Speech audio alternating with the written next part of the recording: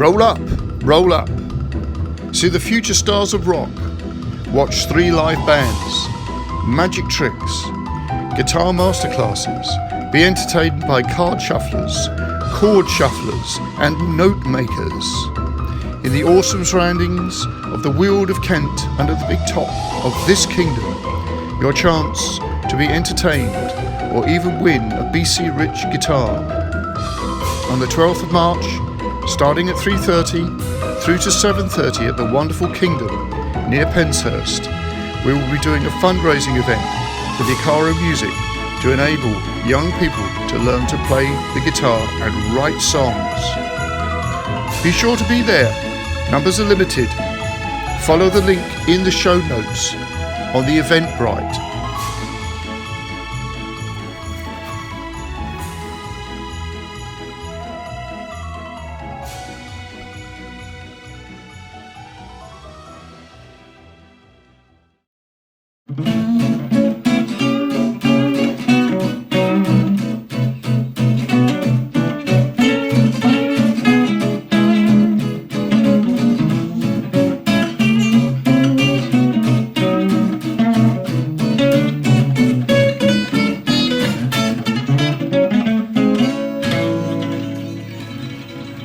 So, welcome to a solo show. I've been thinking quite a bit about spotting things that seem, like seeing the unseen, seeing what is unseen. So I wanted to sort of pose a question. Have you ever lost your car keys? And probably the answer to that is yes, on numerous occasions. And what's interesting is that you can spend ages looking for them. And often it's just best to stop looking. And then you'll stumble across them. Now that's all well and good, of course, unless of course you desperately need them now. And I think we've become aware that often you find them in a place that you have already looked. And for some reason they're sort of staring you in the face and you can't see them. Now we know anyway that that what we think we see everything, because we don't. We only see a little bit. And most of what we see is filled in by our brains. So most of our experience is taken in by what we already know, which is a very strange phenomenon when you think about it. It's definitely not what we think is going on. Now, interestingly, that means to say that there are lots of things and opportunities that you miss because you're not looking for them. You're not wired up to see them. So we're often surprised by the things that are literally under our noses that unless you have some sort of process, you're not going to see. So I would say the part of creativity is actually being able to revision. Okay, so that's a great word, isn't it? Revision. We obviously think of that as, the hideous thing that you have to do before exams. But in actual revision just means to review. And review tends to look at it that you're looking back at something that you've seen before. But really you can do that in the moment. So for us to sort of be creative, sometimes it is a case of just seeing what's in front of us. We often think of creativity as inventing something or bringing something into life that's not actually there. In actual fact, most of creativity is reusing things that we've already got. This is certainly part of the thing that I do with Cut Up, and I teach this a lot, particularly for kids, because it's probably how we come up with ideas anyway, which is reformatting or reforming ideas that we've heard or we're aware of, and we're doing them in interesting ways. Now, I've always been fascinated by how ancient people must have seen things and then reassigned the idea, and I often use the story of the person who was looking at a spider's web and thought, wouldn't that be a brilliant way of catching fish? So taking something that you could just ignore as being something that's just there, and then reassigning its use. And if you think about that, that's just an incredible, brilliant idea. So many of the solutions that we have to problems are probably somewhere else. Now, that is definitely my experience with NLP, that often people's problems are either solved by a skill that they've got that's in another place in their head. This is certainly the case of creativity. An idea that you have somewhere else could be assigned to give you ideas for another problem. But it can also be the reason you have a problem. So in the early days of learning NLP, I was learning with Paul McKenna and Michael Breen. Michael Breen told a story about somebody who was, I think he said it was his wife. He said she's a nightmare to take out for a meal. Because what she would do is she would look at each of the lists of, what was for the starters, and then compare each of those things with what was in the main course, and then compare what was with the dessert. And then she'd start cross-referencing different things, which meant it took ages for her to work out what she was going to eat. He said, but it made her absolutely brilliant at interior decorating, because she could walk into a room and imagine everything in the room with a different colour walls or different design of wallpaper, and then she could change the items inside the room to fit that. So basically it was the same skill. And that fascinated me, because I thought, well, things that we have where we can be meticulous at planning, which is fabulous when you need that skill, but it could be very difficult for you to do anything in life because you would need that level of meticulous planning before you went ahead to do something else. So a skill in one area could be detrimental in another. So you'd have to learn skills of brevity and spontaneity for when they were required. But when you were going to go into a situation that needed that amount of planning, you could bring in that skill. So, seeing what is unseen. So sometimes that is the skill that you have.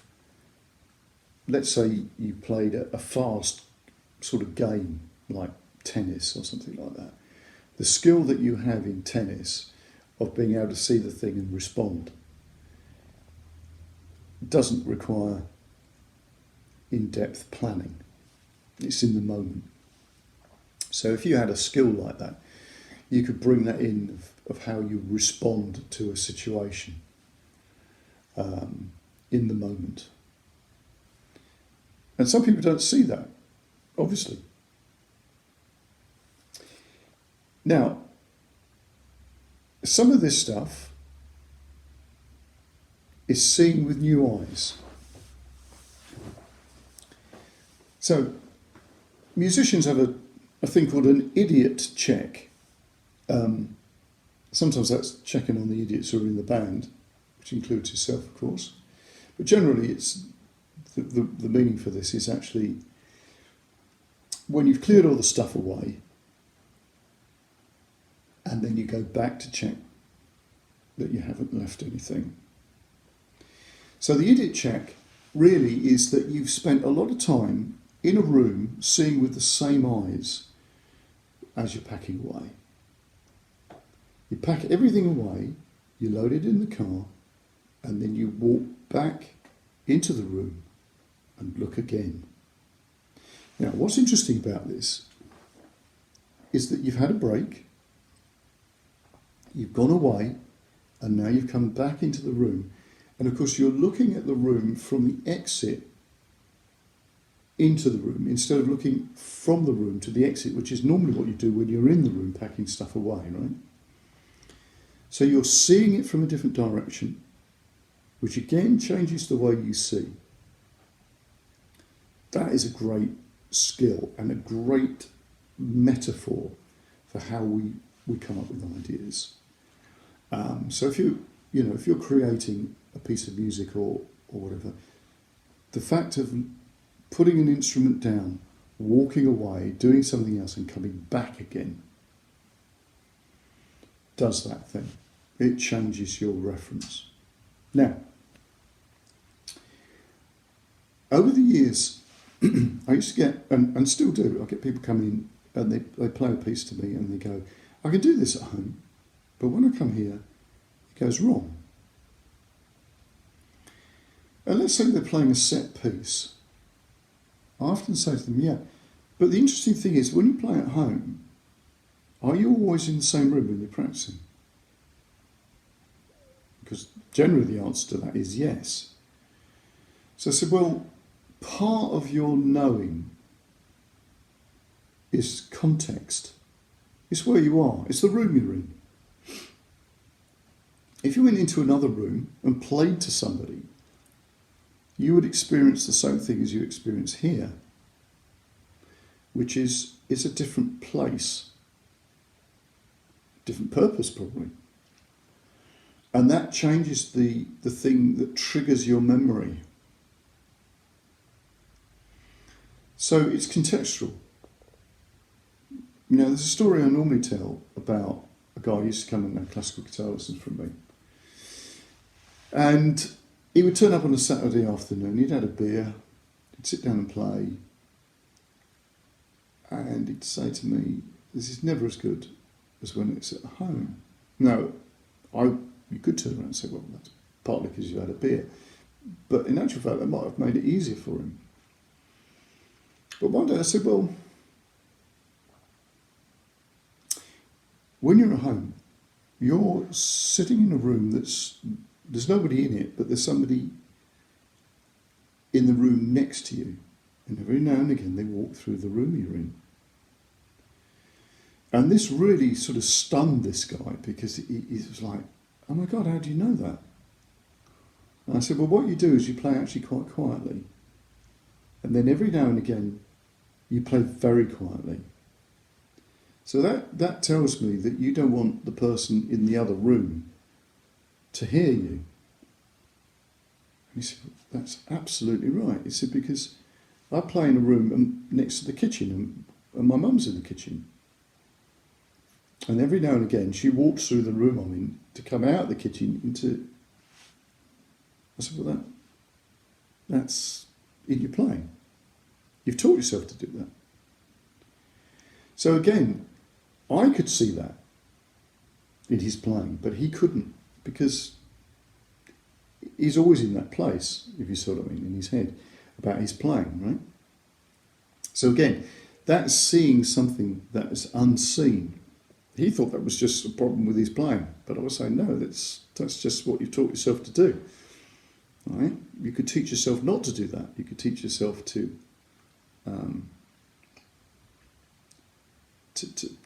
play differently. You know.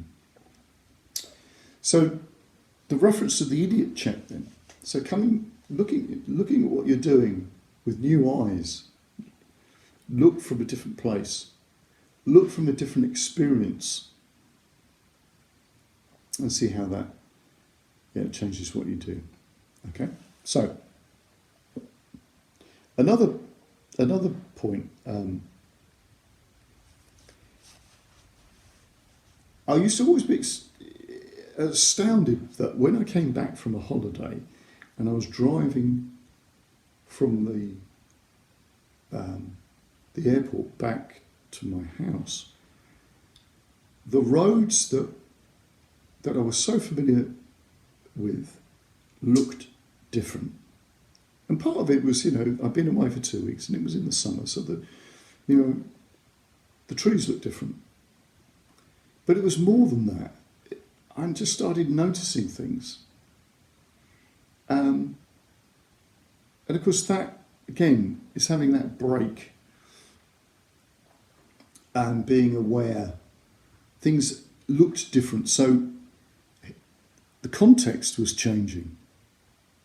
The trees looked different from the last time I saw them. And, you can see how that would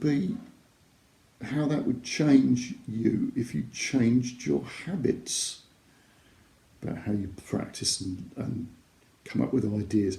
I'm talking about this from a musical perspective, but you can see this is absolutely true of everything, everything in your life.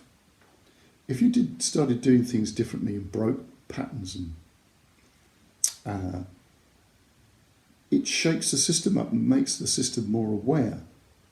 Now, think of the applications of this. Health is a good one. When my late wife was, she'd had cancer, and she was diagnosed with cancer, and this was many years ago now. But so we went down the traditional, the pharmacological route, but we also went into an alternative aspect because, dealing with the psychological effects of being diagnosed with a terminal illness. Well, obviously it turned out to be a terminal illness, but at the time you try to stack the cards in your favour as much as you can. I took her to see an Ayurvedic doctor, practitioner, but he was actually a medically trained doctor, had been a GP for many years, but he changed and started practicing the Indian Ayurvedic medicine. And I'd done transcendental meditation for many, many years. So that's my sort of foothold into this. So he told us so many things that were so relevant to her. But one of the things about Ayurveda was that you need to get into processes and patterns of behaviour that make your body fall into nurturing patterns. So you get a routine of what you do, your sleep patterns, your eating patterns, what you eat, and all that stuff. But the interesting thing was, every now and again, you broke the pattern and you shook it up. So if you got used to having regular early nights, eating at certain times, then every now and again you'd go on a fast, or you'd go out and have a late night. You would consume things that you wouldn't normally consume and really shake the system up. And then you get back into the routine again. And I always thought that this was really, really wise, so that your body gets used to the way that things normally work, and then you give it a bit of a kick, And of course nature does that. So you could look at the patterns that go on within nature. I think, okay, in the winter, generally speaking, the weather is like, whatever it is, wet, cold, icy, whatever. And then every now and again, and this is today, you can see I'm sitting in the sunshine. It's cold outside, but there's sunlight, and when you're actually in the sun, it's warm. Okay, it's still cold compared to the summer, but you can feel the strength of the sun. And then we go back into having a lot of rain, wind, and whatever. And then, of course, in the summer you get the same thing. You get nice sunny days, and every now and again you get a horrible day, rain and cold and wind and whatever, and then it go back to sunshine. So even with those cycles, you're getting this thing of it, the pattern breaking. Now, creativity works like this, I would say. So you could be creative a lot, and then every now and again, don't be. Just have a day where you're not going to be creative at all. And then other days, you could do it. If you've got a sort of a job that you think, well, you can't be creative, you're being an accountant, let's say, as being the non-creative job, because you don't want a creative accountant, do you really? But if you then went off and did something creative, it breaks that pattern, and that can only be good. Can only be good. In my opinion, you could, if you disagree with me, you could do that and send a message and say that's a load of nonsense. But in my experience, I think that's a good thing. So to do that, you need to change aspects of what you're doing, and then really be aware of how those changes really resonate for you, right? And you can do this by changing what you believe in for a period of time. Just do things differently. Suddenly imagine that you're younger than you are, which is a great thing to do every now and again. And then if you get to the point in your life where you start to think, well, I've acquired a little bit of wisdom, be wise for a while and then not be wise. And you see this in this idea of people, particularly in the East, and to some extent, older sort of mythical traditions in the West, where the wise man is sometimes an idiot or a fool. Certainly something that was done in the medieval courts, where the fool was the only one who could talk to power, right? He could say things that others couldn't say, because the fool was considered to be actually in some way a wise person. And it's in the myth of Merlin as well, that Merlin had lost his mind. We sort of have lost that thing, but I think this is something we really need to get back, to have that sort of crazy wisdom. Again, that's definitely an Eastern thing, certainly within the tantric traditions of the of Buddhism and certainly in Hinduism, where you get people doing absolutely bizarre things, but they are the ones who've got this way of seeing through the way the world is, in our opinion. Okay. And the other thing, you could change your belief systems about people. You can change your belief systems about yourself. These are great ways of upending and coming up with opening new doorways. Cool, right. So remember, I've got a big charity gig coming up for those of you who are in the UK. This is down in the sort of Tunbridge Wells area. It's Make the Music Happen with a rock and roll circus. There'll be some links to an Eventbrite thing, but there's lots of crazy ideas going on there. I've got people doing sort of magical tricks as well as rock and roll bands. rock music, reggae, I've got kids coming and playing, I've got people drawing pictures and all sorts of stuff, and it's in an excellent location, so check that out. And there's lots of stuff on the show notes if you want to do stuff on Patreon with me. I don't normally make a big thing of this, but I've got a special little deal. If you're just stuck, you want a bit of coaching, I do a thing once a month, which is one of the deals on Patreon, as well as supporting the podcast and all the other bits and pieces that I do. Cool stuff. I've got some great interviews coming up, and in the next couple of months there will be people who've done a lot of travelling and done interesting things with coffee. I've got dancers, I've got people who are working, as professional musicians, telling their stories about how they do stuff. Lots of other interesting characters who are a little bit more left field as well, lined up on the show. So, until next time, I'll see you then. And I didn't wish you a Happy New Year because I'm quite a long way in, but Happy New Year. And I'll speak to you soon. Bye.